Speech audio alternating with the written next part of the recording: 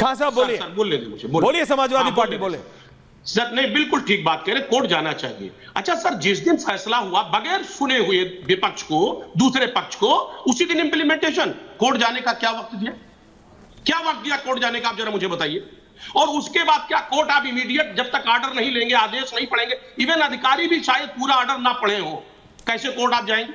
दिन में ऑर्डर आता है, सामने वाले को सुना नहीं जाता, शाम को इंप्लीमेंट किया जाता है, एक दिन बाद फिर वहां पे जुमे की नमाज के वक्त वहां बैरिकेडिंग कर दी जाती, उसके अगले दिन शाम को कहा जाता फिर हम सर्वे करेंगे। साहब, अगर इतना वाकई में तत्परता से इस मुल्क को अगर अधिकारी देखता, चलाता, तो शायद जिस तरह इन प्रदेशों में जहां बीजेपी का राजकाज है, शायद कानून व्यवस्था बहुत चरम पे होता।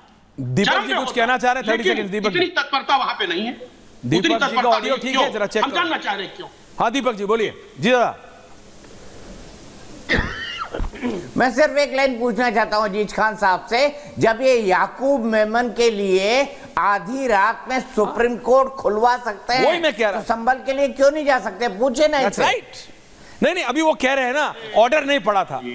केजरीवाल को एक कोर्ट से मिलता है, दूसरे कोर्ट में जाने में 20 मिनट लगते हैं, 20 मिनट। यहां ऑर्डर नहीं पड़ा था सर, क्योंकि सबको पता था क्या होना है, सबको पता था how it will play out, सबको पता था how it will play out. बोलिए बैरिस्टर साहब की पार्टी के नुमाइंदे साहब, बोलिए प्रवक्ता साहब। मैं क्या कह रहा हूँ, बोलिए। अब भी तो कोई लोग गए हैं, उन्होंने ये रुकवाया है सर्वे का जो ये आदेश था और जांच का विषय है। तो पहले चले जाते, किसी ने टैक्स लगाया था। पहले जो वहाँ की जो वहाँ की यूपी की गवर्नमेंट है, उन्होंने ये देखी है, और जो हमारी अदालतें हैं प्रेम जी आ रहा हूँ, उनके लिए इंसाफ देखिए, क्या आम लोगों को भी इस तरीके से इंसाफ मिलता है? नहीं, ये समझने वाली बात है। एक दिन में याचिका लगती है, उसी दिन सुनवाई हो जाती है, रिपीट मत करो ना, ऑर्डर हो जाते हैं, टाइम वेस्ट होता है, रिपीट मत सर्वे हो जाता है। अजीज खान साहब को रिपीट कर रहे हो। क्या और लोगों को इस तरीके से आप दोनों सेम वोट बैंक के लिए फाइट कर रहे हो, लेकिन बात तो अलग अलग कर लो। कम से कम नेता भी अपना भाषण अलग अलग करता है। घर है दिल्ली में, मोदी जी का जो घर है, उसके घर के नीचे हमारी मस्जिद है।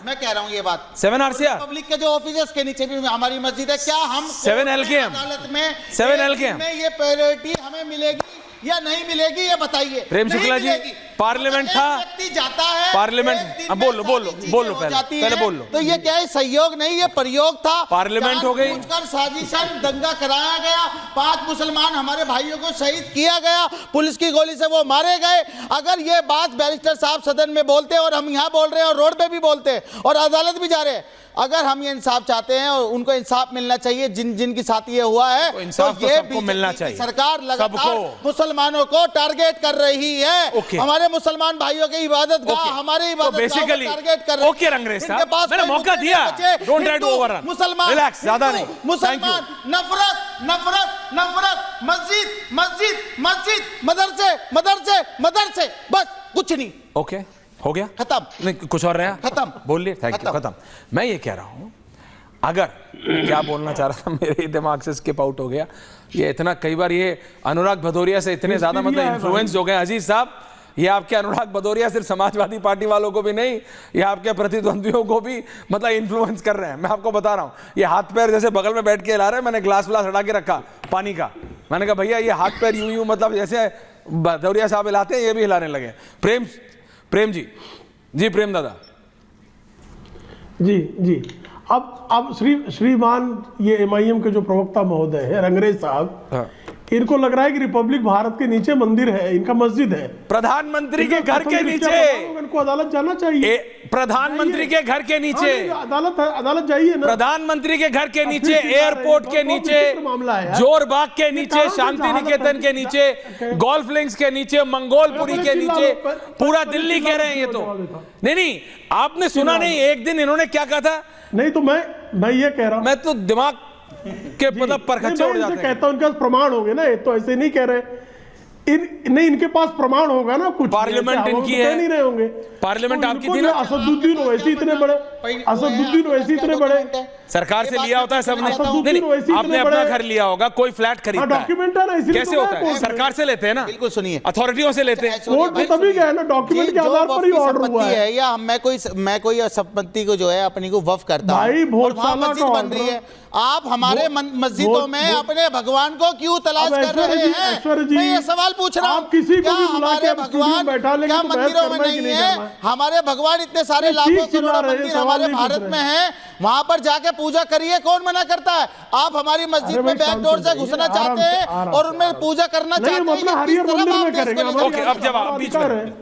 प्रेम जी, हरिहर मंदिर Final में ही पूजा करेंगे।